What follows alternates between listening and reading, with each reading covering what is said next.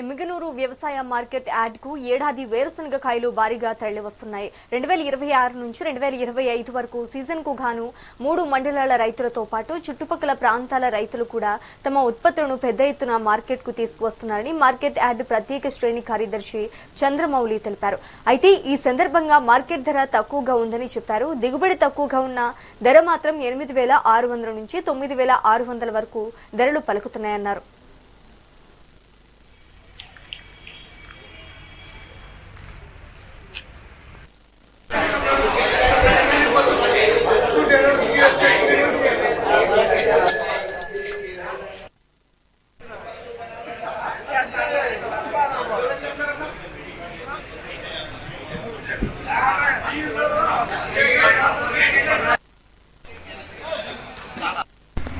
వ్యవసాయ మార్కెట్ కంటే ఎన్నికలు నందు నిన్న అనగా 8వ తారీఖున 8 మార్చి 2026 మార్కెట్ యార్డుకు దాదాపు 14,172 సంచులు అంటే 4,252 క్వింటాళ్ళు చెనిక్కాయ రావడం జరిగింది.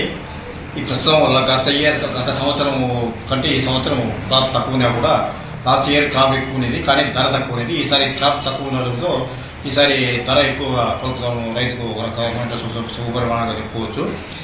ప్రెసిడెంట్ ఈ సంవత్సరం మామూలుగా వచ్చేసి యావరేజ్ వచ్చేసి 7,900, మ్యాక్సిమం వచ్చేసి 9,300, 9,350 రూపాయల వరకు పోతా ఉంది. కాబట్టి రైతుకు మంచి గిట్టుబాటు ధర కాకుండా అధిక లాభాలు కూడా వచ్చేదానికి ఆస్కారం ఉంది. లాస్ట్ ఇయర్ పోలిస్తే ఈసారి మంచి ధర వచ్చింది.